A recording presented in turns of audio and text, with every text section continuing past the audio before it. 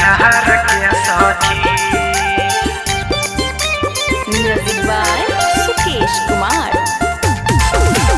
मोरा काके ये कान्हा कुमार की चले लुंगी झार के सखी, झार के सखी। Presented by Ankush music Bhojpuri.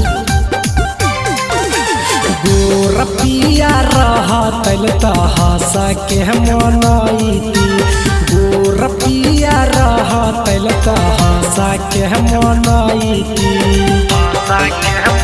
ये सखी सुनह गोरपिया रहतल त हंस के मनैती, गोरपिया रहतल त हंस के मनैती। करिया ठापये तना घुमान की चले लुंगी झार के सखी, करिया ठापये तना घुमान की चले लुंगी झार के सखी।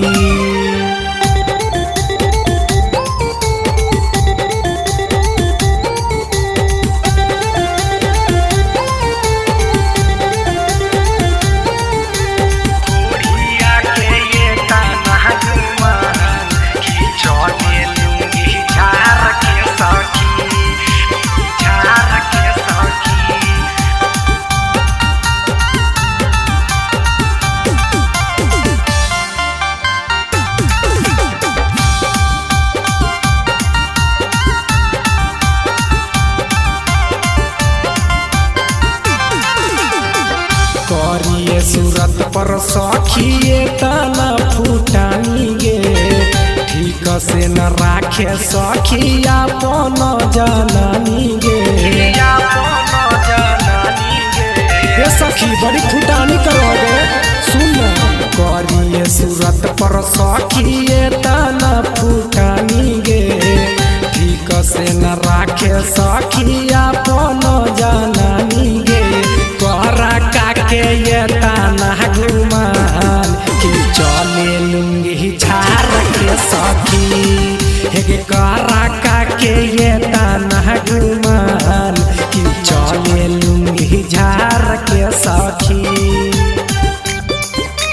चले लुंगी झार के सखी। Music by Sukesh Kumar.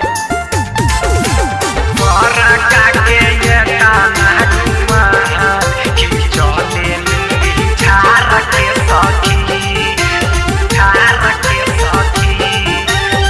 Presented by Ankush music Bhojpuri.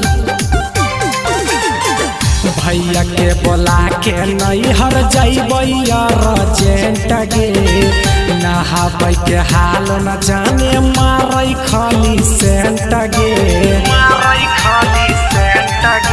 ये सखी पूरा बनबोझ लागो है हे गे। भैया के बोला के नैहर जैबैया रजेंट गे, नहाबै के हाल न जाने मारै खाली सेंट गे। कोढ़िया के ये तना घुमान की चले लुंगी झार के सखी, है कोढ़िया के ये तना घुमान की चले लुंगी झार के सखी। गोरपिया रहतल त हंस के मनैती, गोरपिया रहतल त हंस के मनैती। करिया ठापये तना घुमान की चले लुंगी झार के सखी, करिया ठापये तना घुमान